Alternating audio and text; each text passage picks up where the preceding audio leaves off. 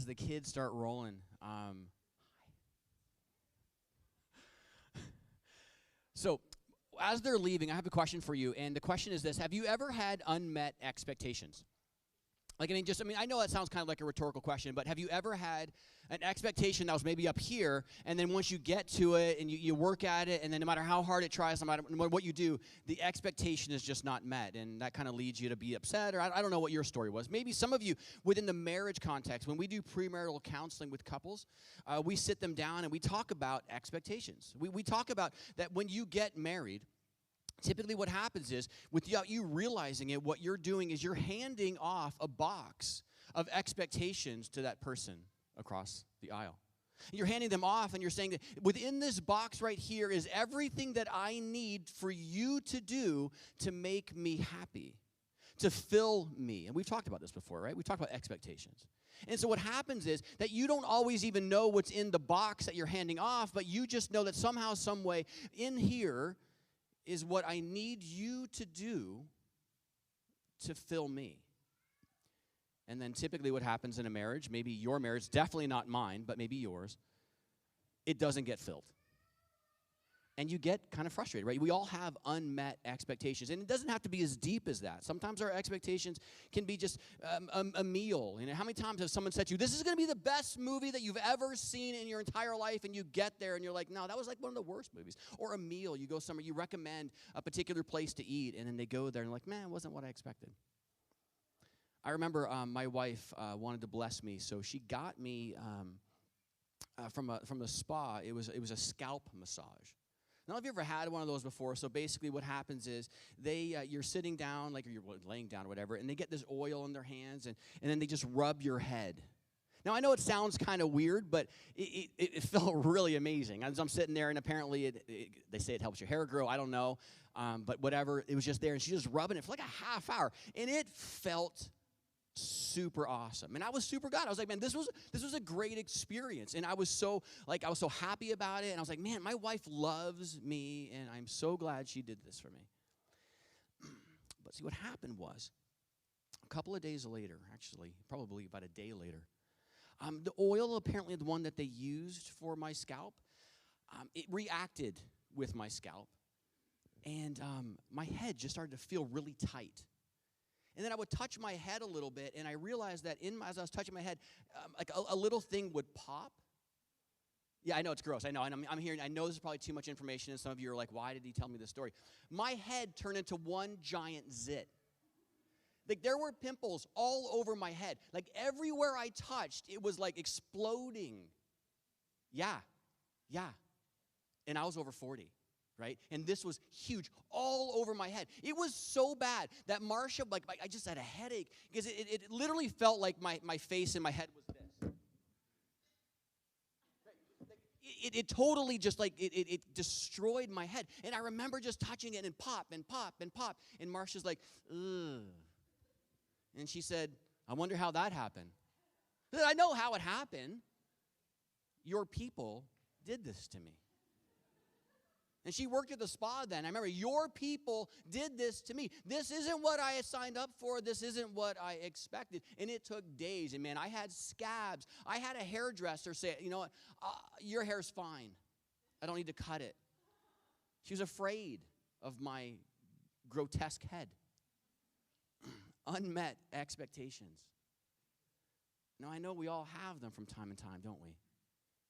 And sometimes those expectations, sometimes they're not that big of a deal. We'll get over it, and sometimes it just heals, and sometimes it stays with us for a little bit. So today, we're going to talk about expectations and what happens in those.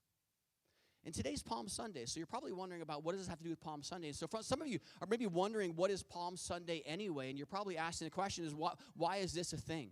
I don't know about your particular context of faith. I don't know how you grew up in all of this, but for some of you, you kind of get Easter. Okay, I understand Easter, but what is this Palm Sunday thing? Do they celebrate palm trees? I don't really know. And so just so you know, it's found in Luke chapter 19, verse 36. So if you've been journeying with us, we've been walking through the letter that Paul wrote to the church of Corinth. We're going to kind of push that aside just for today and next week, and then we're going to talk about this today. So if you have your Bibles, Luke chapter 19, verse 36, and this is what it says. as he, Jesus, rode along, the crowds spread out their garments on the road ahead of him. When they reached the place where the road started down the Mount of Olives, all of his followers began to shout and to sing as they walked along, praising God for all the wonderful miracles they had seen. Blessings on the King who comes in the name of the Lord. Peace in heaven and glory in the highest heaven. Now, for some of you, we need to set a little bit of context here to understand kind of what this is all about. See, Jesus had spent 3 years in ministry showing that he was the child of God, that he was the actual promised one of God. And so now it's the time where all of the work that he had been set to do has been completed. And so now he's walking into that last thing that he needs to do. And so he's coming into Jerusalem. He's coming to Jerusalem in a way that's very significant. Now, it was a very significant time as well. He had been to Jerusalem many times before, but this time was a little different. See, when he was going in there, Jerusalem was the cultural capital. It was the political capital. It was where just you went if you really wanted to understand about the Jewish culture and the Jewish people.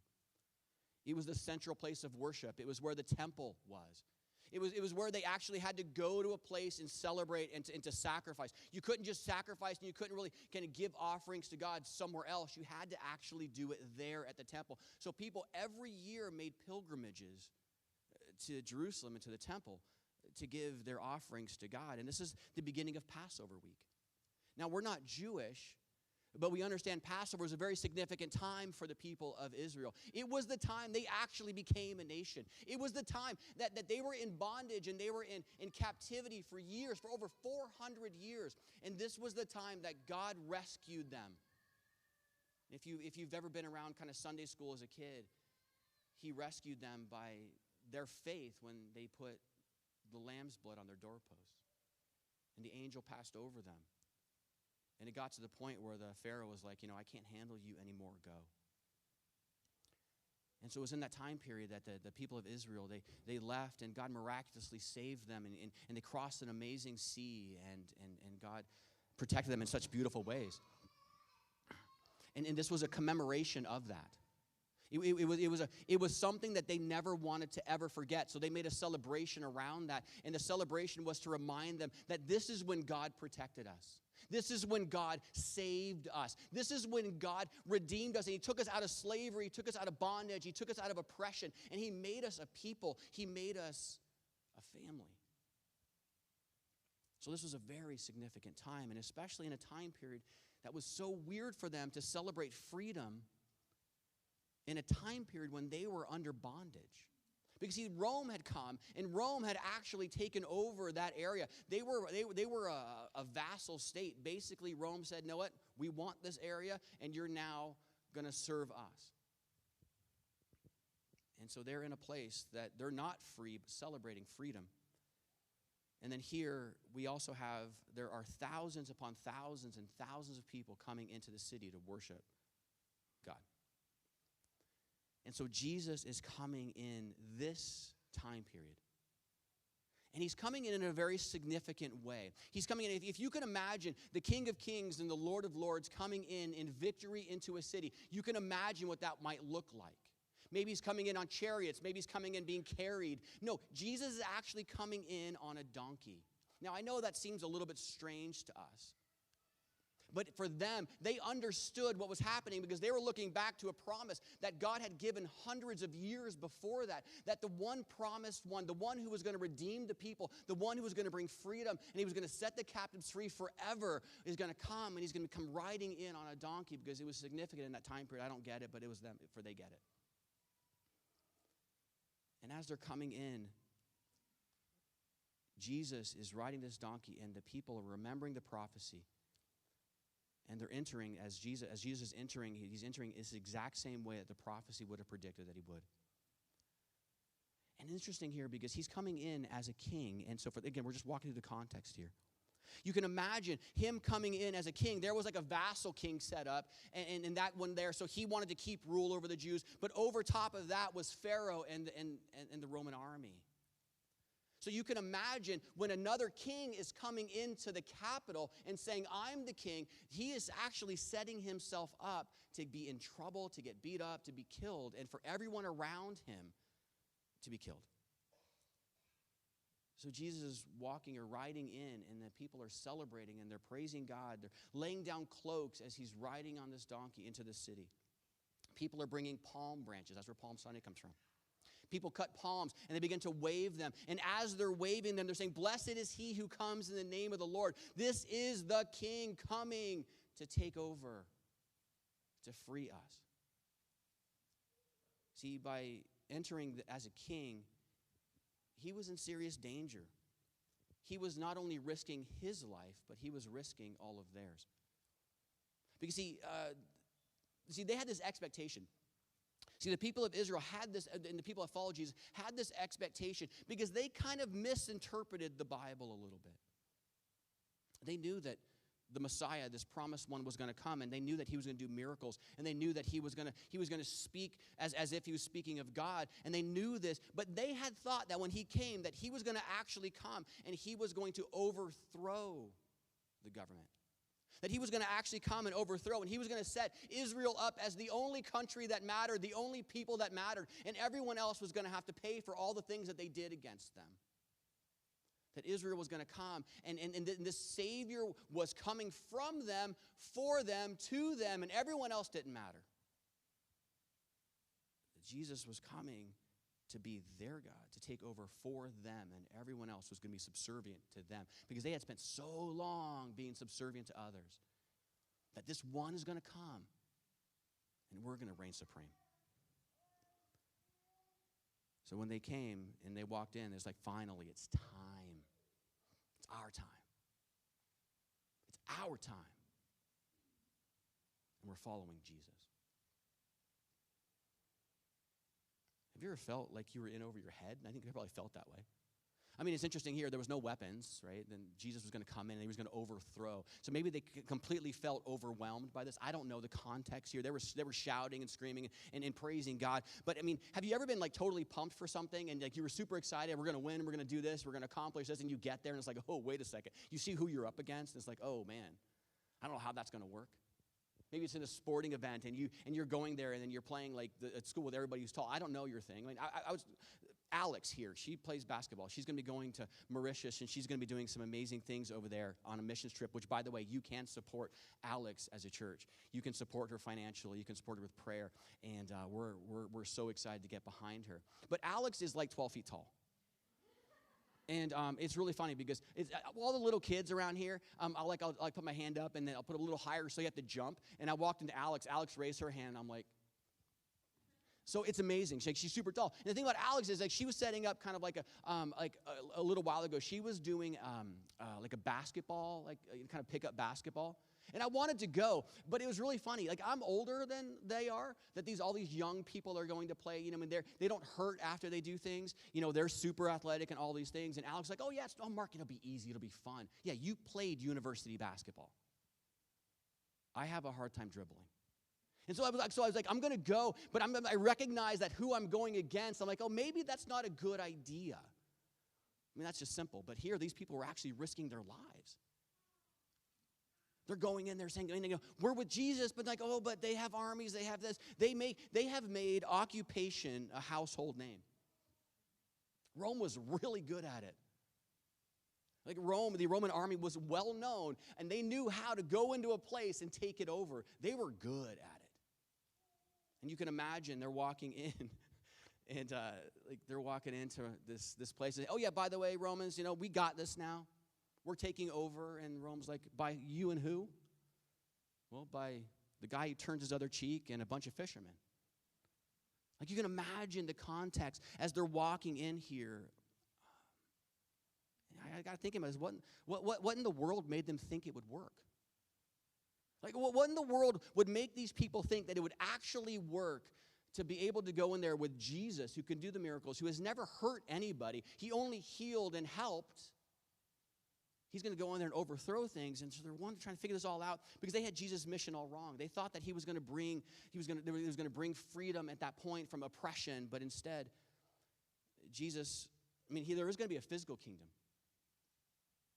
But Jesus' kingdom coming, there is going to be a physical kingdom there in the future where God's going to overthrow the government. Yeah, he came in this context. He was teaching them, no, I didn't come to take out Rome.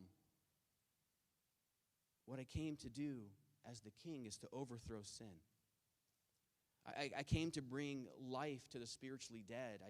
I came to change hearts, and I'm coming to change lives, and I'm coming to change your eternity.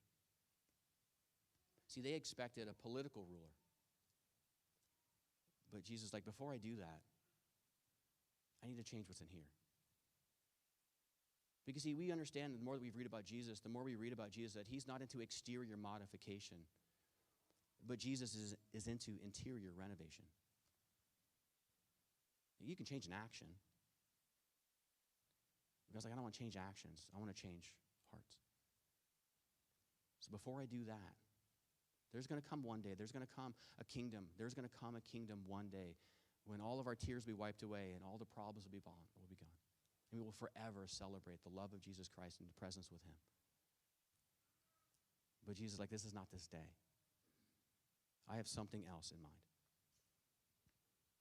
But the thing is, though, as they were walking in there, they didn't know this.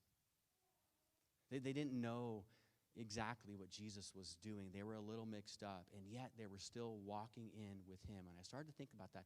How in the world could these fishermen, like how in the world could they think that they had what it took to stand up against the Roman army?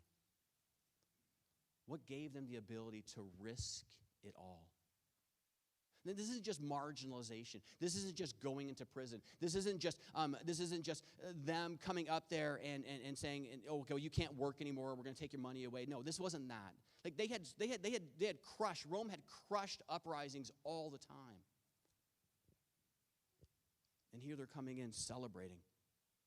See, before, they had an opportunity to leave Jesus before. They had an opportunity when Jesus started to speak. They got glimpses of Jesus. They got glimpses of some of the things that he was talking about because they wanted food, they wanted things, and every once in a while, Jesus would come out and he would say something like, wait, that's not what I want.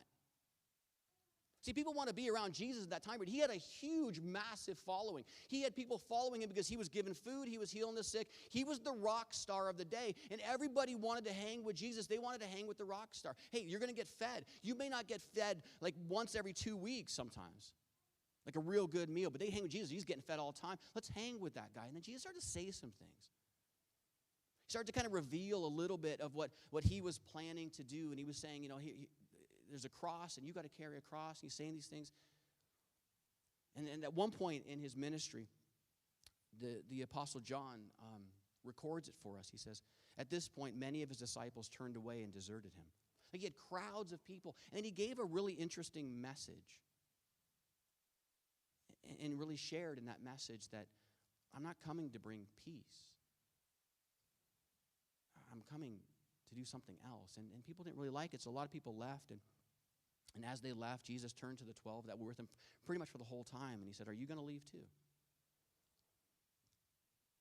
A lot of other people were leaving, and he's like, why aren't you guys going to leave? And Simon Peter replied, Lord, to whom would we go? You have the words that give eternal life. We believe and we know that you are the Holy One of God. And so when you ask them, and you try to sit back a little bit and say, what caused them to believe that Jesus could do abundantly more than they could ask or imagine? What caused them to actually believe and to walk in, risking everything? And as we look back in Scripture, we know that the reason why they could stand there confidently, regardless of everyone else around them, is they knew they had heard the words of Jesus and saw his power. See, these people had grown up, and they'd kind of grown into Jesus for the last 3 years, and they saw him take a kid's lunch and feed thousands of people. They saw him actually raise a person from the dead. They saw Peter's mother-in-law get healed. The blind were given sight. They saw people who were being carried on stretchers, walking out carrying those same stretchers. See, they had seen God do what he said he would do. They didn't fully get it yet, but they saw that his words and his actions matched up. But I think more than that, and the reason why they stayed and the reason why they were willing to risk it all is because they had individually themselves experience his incredible love. See, they saw how Jesus cared for the proud and the hated. They saw how he cared for the rich and the marginalized, the outcast and the sinner. They saw how people who thought they had it all, Jesus still sought after them. But more importantly, they each had experienced Jesus for themselves. There was a moment in their time when they were walking with him that they personally knew of his love and forgiveness. So why were they there that day? Why were they there believing that they could do what they were planning to do, even though they were mistaken? Shouting and praising the name of Jesus, risking everything, is because to them, they knew that he was the Christ, that he was the chosen one of God, that he was the only one who had the answers, and he was the one who makes all the difference.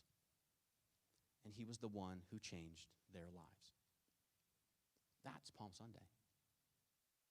Jesus coming in victory, and the people believing that he is going to bring it. So I got a question for you as we kind of walk through this a little bit today, is why are you here? Now, I know some of you are here because you're supporting a family. I get that. That's awesome. Well done, you. Some of you are here because you were promised coffee at the end. Some of you are here because you just got lost. I don't know your story. But really, it's a bigger question, is why do you follow Jesus? Like, why would you give up a Sunday morning? Like, why do you go to a life group? Like, why do you forgive those who hurt you? Why do you follow when it leads to tension? Or why do you follow Jesus when you open yourself up to marginalization and being persecuted? Why do you open your life up to accountability? Why do you live a life of character even when it puts you at a disadvantage? Why do you do that? Why do you stand up to the darkness and run towards the brokenness? Why do you do that? I mean, some of you are, again, you're here because you're here today. You're like, hey, man, that's not me. I'm here because of that kid. Okay, that's cool. Some of you are still investigating this, and you're still trying to, I'm not really sure why. I've heard about Jesus. I've kind of heard about some of the things about Jesus, and I'd like to step into that. I'd like to learn a little bit more, but that's cool. You're investigating. That's cool. But I believe many of you are here today and watching online because you, like the disciples, have come to understand who Jesus truly is. And in Jesus, you have found truth. You have found hope. You found love. See, the Apostle John writes this about Jesus as Jesus is speaking to his disciples. Jesus told him, he says, I am the way, the truth, and the life, and no one comes to the Father except through me.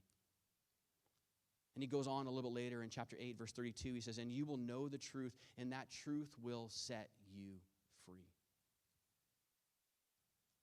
For those of you who have placed your faith and trust in the work of Jesus Christ on the cross, which we're going to celebrate next week, we're going to celebrate the cross, we're going to celebrate the resurrection, and we're going to know that all of that because of that, everything, it's amazing. That the cross, he put to death sin and the empty tomb, the resurrection. He put to death. My family, I love them with all of my heart. My immediate family, but I mean my extended family, my mom, my brothers, and they often will ask me, again, worship team, you guys coming up. They often ask me, Mark, why do you do this? Like, why do you give your life to that? Why do you do these things? Why do you go to church? Why? And they don't understand. They're like, Mark, you could have done so much more. You could have done other things. And why do you do that every week?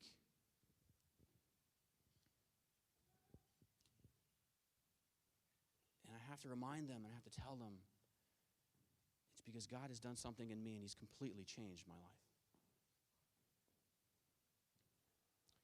And some of you are like that too.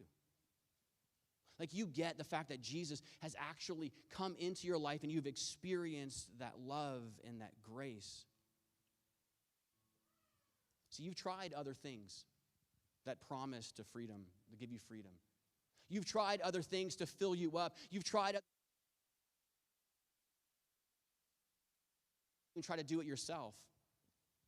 But you know that none of that worked. That nothing made the difference. That no matter what new, that newness you got, that new thing you got, that new girl you got, that new stuff you got, it just kind of wore off in the end. And you're still left empty and alone and searching. But now that you found Jesus, you found freedom. You found hope. And you can't ever go back. Because you've experienced his love, and you can say, look what he's done in me. Some of you have been healed. Some of you, we've all been transformed. Some of you, you've seen the steadfast hope of God. You've received joy regardless of circumstances. You have peace that just surpasses all understanding. You can't comprehend it. You can't even explain it. And others are saying, how can you do this? How can you stand up in all of this situation with all these things hitting against you? How do you do this? I don't know, man. God, just give me peace. Some of you have love for others. It just doesn't make any sense. And that's why you're here. And the one thing that can't explain your life is that you have been with Jesus. I love the story of this blind man that Jesus healed, and he's talking to the leaders of the day. And they're like, so how did this happen? How can you now see? Who is this Jesus? And he's like, man, I don't know who Jesus really is. All I know is that I was blind, but now I can see, and it's all because of him. So in all of this and Palm Sunday and just recognizing the love of Jesus Christ that he has for the world, that there is now no condemnation for those of us who are in Christ Jesus, we can celebrate, we can sing these songs, we can worship him. What is our response to this? What should our response be? See, those people in that day, their response was to go where he went, to follow where he led, regardless of where it was going to take them. Because they believed him. See, our response to the work of Jesus Christ, it needs to be obedience, which means I'll do it. It needs to be followship, which is I'll go. And it needs to be worship for who he is and what he has done. Because see, when you've been with Jesus, when he's really just been in your life and changed you, you can't help but praise his name.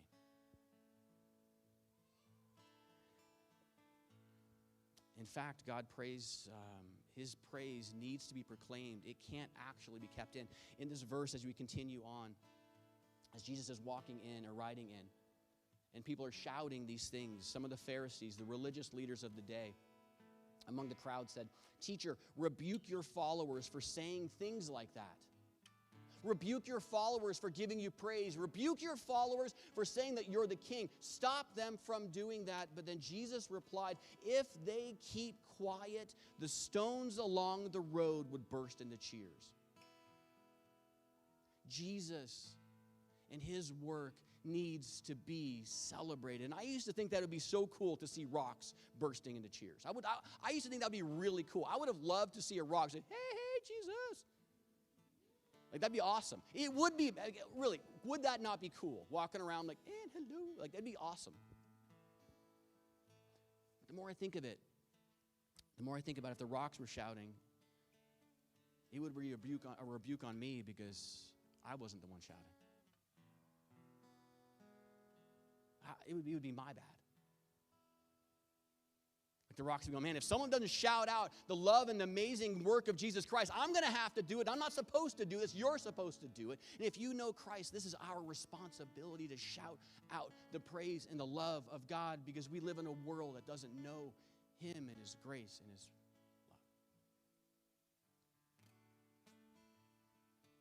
love. So, for a moment, I just want to give an opportunity to share what God means to you. Now, we've done this before. What we've done is we kind of have a roving microphone, but I don't know a lot of you people, and I'm a little nervous what you might say. Just kidding. But I have a friend of mine who's going to come up. His name's Adam. Now, again, as Adam comes up, and he's going to share something that God's been doing in him, just thankful that he's going to shout out the love of God in his life. If you have a pressing thing, man, I want to celebrate the work of God in my life. I want to invite you to come. But please, I understand that this is kind of a weird thing for us because we don't even clap. I get it, right? Like, we're afraid to clap in church. We're afraid to, it's funny. People raise their hands and worship with someone to go, right? I get it. But if you just can't not share it, that's cool. Share it with someone around you. But if you want to come upstairs, up here, you can. But I'm going to call my buddy Adam. So Adam, come on up. Let's hear it for Adam.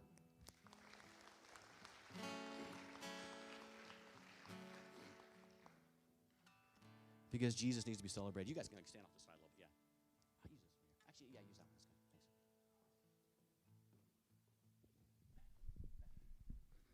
Thanks. All right. Everybody, this is Adam. Wow, look at all of it, buddy. Yeah, just hold it right up here, brother. So, yeah, give us a little bit of your story. So I was born in a Catholic home. I guess as I grew up at a high school, a lot of people I knew veered the right path. I myself took the left path of sin. That carried me through a life of despair, addiction, of hard drugs, alcohol, crime, several suicide attempts. I was very far away from God.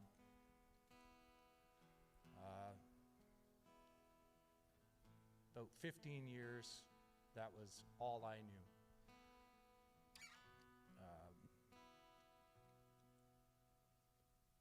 About 2 years ago, I was involved in a robbery and wounding that nearly took my life. That was my turning point. At that time, that's when I met God, and I started changing my ways. And then a year after that, I had a stroke that nearly took my life. And then ever since then, I was looking for a church. Through all those difficult times, I knew I needed to find somewhere to call home. And I'm more than happy that I've met Mark in Forward City, and to have people like yourselves to call family. Now I went to Next. Now moving into a life group, which if anybody would have knew me 3 years ago, it would have never been who I was. So it's just the power of Christ. If he could change me, the person who I was, the power of God is almighty for sure. And so, just a couple of days ago, you were talking about celebrating being clean. So, let's share that too. So St. Patrick's Day was 1 year without alcohol, and thank you. And just about 3 years off of hard drugs.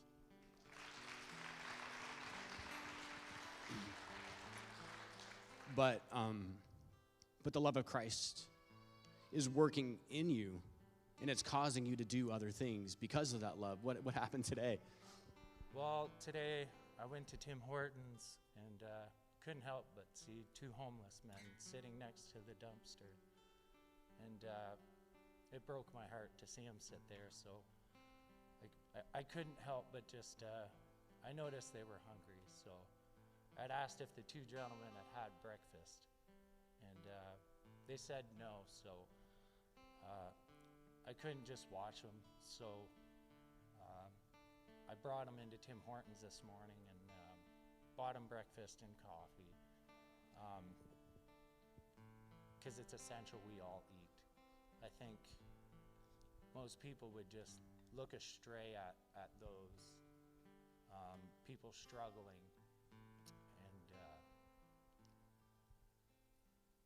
I think everybody just needs to realize that even though struggling with addiction, homelessness, they're all God's children, and they all need love.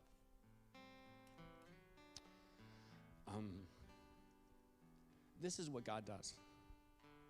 And your story is different than his, and our story is different. We are brothers, and it's so cool because when we stand before God, he doesn't see me and him. He doesn't see the differences. He just sees people he loves and people he's redeemed.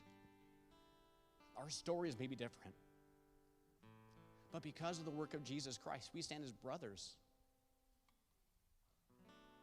This is what Jesus does. He changes lives.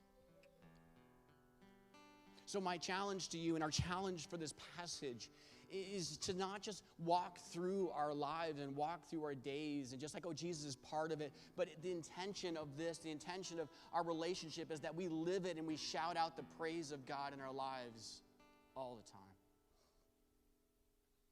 Because if we don't, the rocks have to. Be the change you want to see. Yeah, God can do that, right? So give me one thing you love about God. He loves you when you don't love yourself.